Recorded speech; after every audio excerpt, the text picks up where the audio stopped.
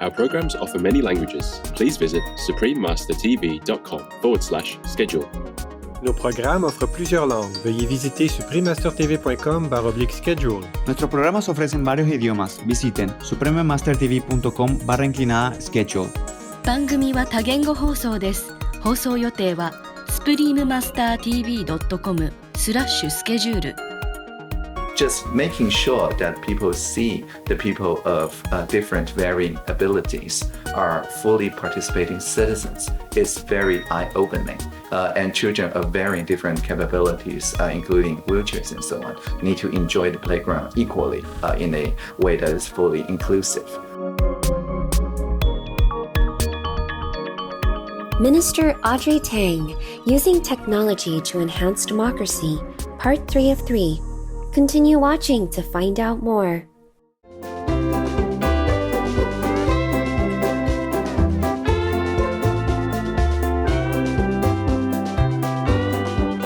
Aloha means hello in Hawaiian. I'm Kyo.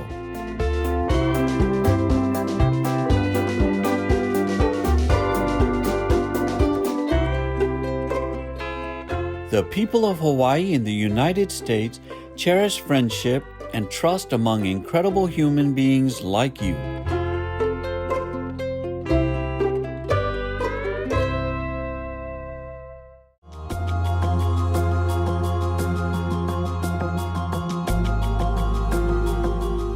Pure-hearted viewers, welcome to the third and concluding episode of Using Technology to Enhance Democracy, featuring an interview with Minister Audrey Tang.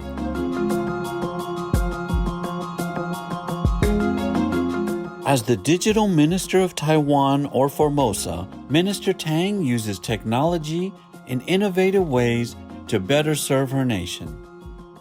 On today's program, Audrey begins by explaining how creative people can help to protect our planet.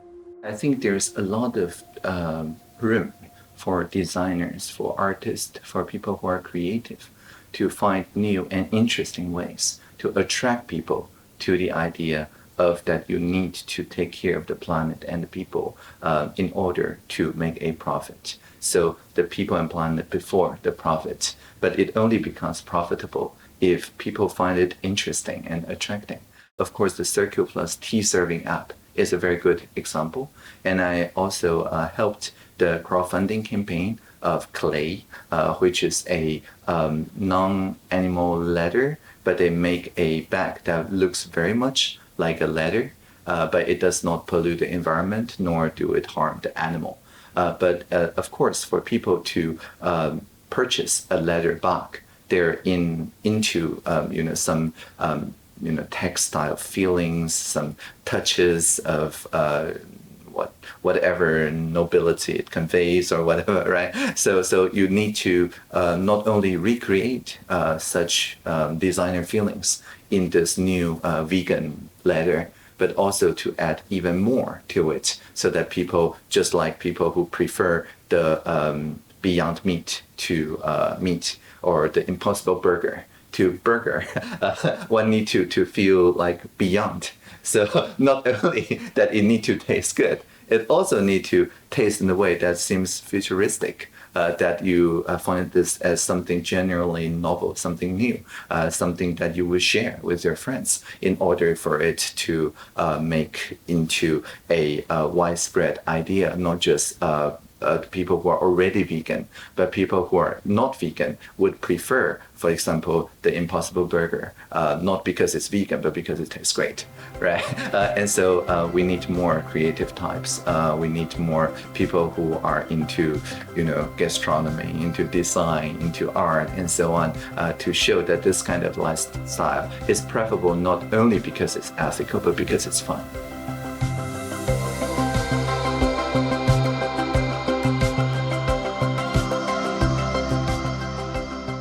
Ms. Tang believes that a calm, quiet mind is essential for living a creative and productive life. Audrey explains that one of the best methods for calming the mind is meditation. I practice Taoist meditation. I learned it when I was like 4 or 5 years old. So it's been with me as long as I remember. But most of my, colleagues have their own ways to meditate. Some with music and some with coffee, apparently. Some with making tea and things like that. And I think, or flowers and so on. So I think everyone has their own way to connect to the cosmos. And so I'm not prescribing any particular method, but I make sure that there's plenty of time and space for such endeavors. I make sure that there's plenty of quietness in the social innovation lab or in the closet bed room that I just went into right before this interview, right? So everybody can have some meditation or pause throughout the day. And I also emphasize that sleep is very important. So for the people who work with me, who do not, want to be interrupted on their off-work time, I do not bother them about work. And so if there is a work issue that needs to be resolved, but it's already 10 p.m. or something, instead of waking my colleagues up, I just handle that myself, right? So I think it's very important for people to have a full night's sleep in order to carefully integrate whatever we have learned in the daytime, so that by the time we wake up, we'll be a more holistic person. If we get interrupted all the time during the sleep, right before the sleep, and by alarm clock and so on, one would feel fragmented and therefore not that able to empathize or to take all the signs. Minister Tang and her team continue to search for ways to improve the lives not only of their own citizens, but of all the people in the world. Where do they get such new innovative ideas? So very soon we will have Asia Pacific Social Innovation Summit, or APSIS. And this is the first time that it went digital. So it allows us to connect to the Social Enterprise World Forum, which was going to take place in Nova Scotia, Canada, but now it's online. So we make sure that this is become a worldwide event. So what we want is to amplify through such digital means the best ideas and the best social innovations across the world. And we can then share the not really best practice, maybe better practices, and inspire a future where people, regardless of their generation or their ethnicity or their areas of study, they can all feel connected through the global goals into solving the problem together as a group, partnering for the common goals instead of just working with their own ideas and then canceling each other out.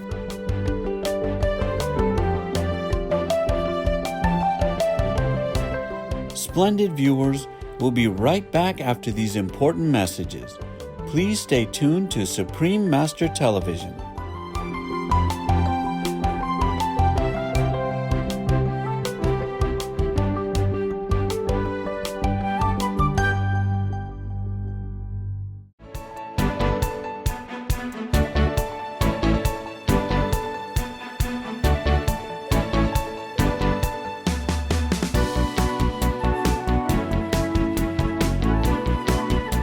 Honest viewers, welcome back to our interview with Audrey Tang, who works tirelessly to ensure that all beings are treated equally.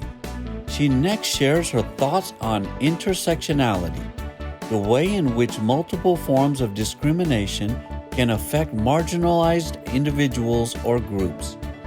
I think the idea of intersectionality, which is the idea that each of us have some parts of us that are in the kind of superior, privileged position, but some of part of us are in the minority or less privileged position. For example, when I was really young and I first learned writing, I'm left-handed, so I write with my left hand. And my dad and my grandma, my dad's mother, are all left-handed. But when they were children, the society taught them to have to learn to write with their right hand because according to my grandma, all the telephone booths are on the right hand of the telephone booth. Like the society was designed to be more friendly to people who prefer their right hand and less friendly for people with their left hand. And so they had to change. And so they also taught me to learn to write with my right hand. But I tried for a year and then I discovered keyboard. So I can type with both my hands. And after that, of course, telephones eventually gets redesigned. Nowadays, the telephone is just a glass tablet, right? It doesn't care whether they're in your left hand or your right hand. And so handedness becomes less of a thing that divides people. And people don't pay much attention to left or right-handers anymore, thanks to the universal design. Or like when I was as a child in the city of Taipei, we do not see many people with wheelchairs. But when I go to Germany, when I was 11 years old in 1992, there's quite a few people with wheelchairs in the streets. And I am like, so is the Taiwanese people more healthy? So that's, we don't use wheelchairs. Of course it's not. It's because the Taipei city at the time was not friendly to people in wheelchairs. It's very difficult for them to navigate. And so they just stay home. Just making sure that people see the people of different varying abilities are fully participating citizens is very eye-opening.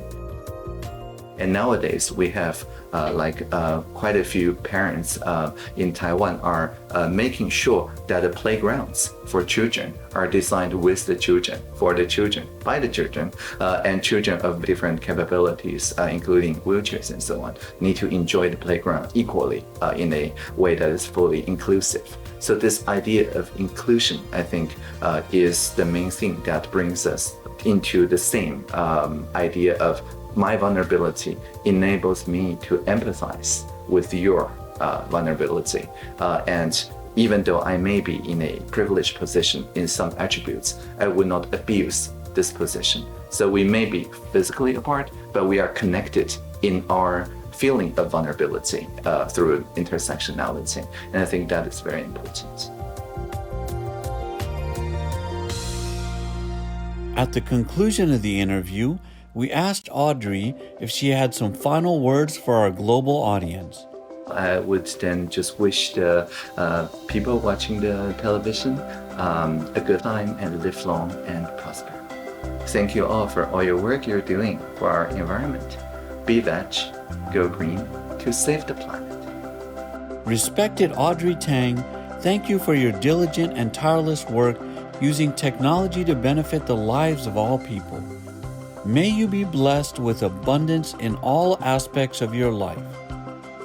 For more information about Taiwanese or Formosan Digital Minister Audrey Tang, please visit pdis.nat.gov.tw. Wonderful viewers, we appreciate your presence during our program today.